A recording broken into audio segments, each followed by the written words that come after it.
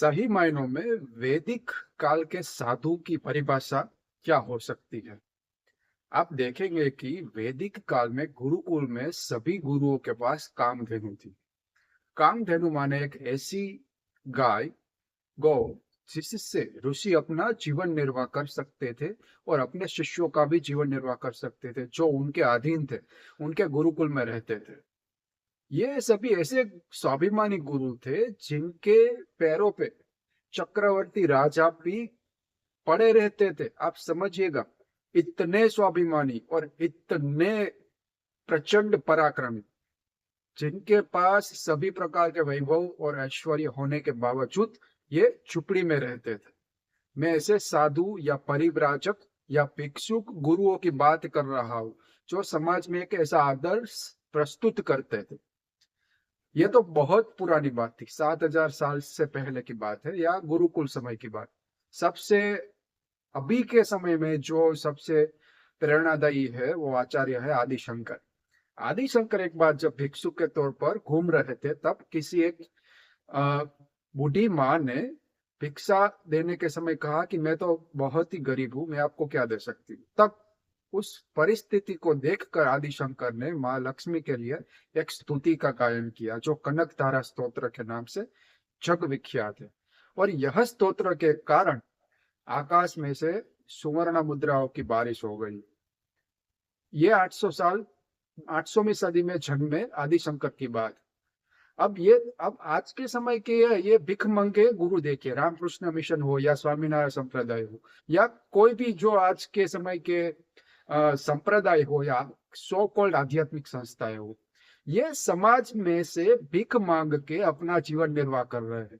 और यहाँ पे विश्वविद्यालय भी चला रहे हैं, यूनिवर्सिटी भी चला रहे हैं, जो एक शोकेस के तौर पर है, जो उनके मुलाकाती हो उनको दिखाने के लिए हम ऐसा भी कर रहे हैं। आप सब भीख मंगों को आप किस तौर पर साधु है, आप पहले ये बताइए, समाज को, देश को ये बताइए कि आप किस तरीके से और किस पद के आधार पर समाज में मोटिवेशन दे रहे हैं या अध्यात्म का मार्गदर्शन दे रहे हैं। क्या आपने व्यक्तिगत तौर पर कुछ भी अर्जित किया है? ये हमें समझना पड़ेगा। इसलिए हमें अपने आप को भी बचाना है युवा के तौर पर, और देश को भी बचाना है। ये विवेकानंद भीख मांग कर देश के बाहर गया, और बाहर यहाँ पे हिंदू साधुओं ने उसको बाहर इसलिए भेजा था कि वो हिंदुओं का बाहर प्रचार करके आए, लेकिन वो बाहर से विदेश से प्रभावित होकर आया था, और अब विदेश से प्रभावित गुरुकुल परंपरा देश में लाना चाहता है। इसीलिए ये रामकृष्ण मिशन, ये घटिया स्वामीनारायण संप्रदाय, सभी भिखमंगों से दूर रहना चाहिए। और ऐसे कई रामकृष्ण मिशन की ब्रांच है, चिन्मया मिशन, ये सभी अपने आप को विवेकानंद बोलते हैं, जो एक घटिया ब्रांड है, उससे इंस्पायर्ड इस देश को चलाना चाहते हैं। हमें युवा के तौर पर इस देश को बचाने के लिए ऐसे भिखमंगों से दूर रहना चाहिए, जिनके खुद के पास ऐसा कोई व्रत नहीं है। योग में तो ऐसा कहा जाता है, अस्तेय प्रतिष्ठायाम सर्वरत्नोपस्थानम। इट मीन्स आप अगर अस्थि में प्रतिष्ठित होते हैं साधु के तौर पर, आपके सामने सभी रत्न आ जाते हैं। अगर आप में ऐसी कोई चीज है ही नहीं, योग एक पूर्ण तौर पर योगी भी नहीं है, तो अस्थि जैसी सिद्धि आपके पास कैसे हो? और आप भीख मांग के बिना कुछ अर्जित किए देश के युवाओं को प्रेरित करना चाहते हैं, किस अधिकार से?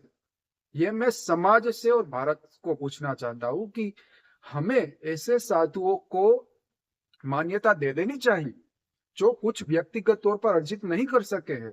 इसलिए हमें यह समझना पड़ेगा कि उन लोगों को ही समाज को मोटिवेट करने का अधिकार है या अध्यात्म का ज्ञान देने का अधिकार है, जिन्होंने व्यक्तिगत तौर पर कुछ अर्जित किया हो या देश के लिए कुछ किया, जो शक्ति भी भीख मांग के लाए थे और पैसे भी भीख मांग कर अपना आध्यात्मिक संस्था, सो कॉल्ड आध्यात्मिक संस्था का जीवन निर्वाह करते हैं।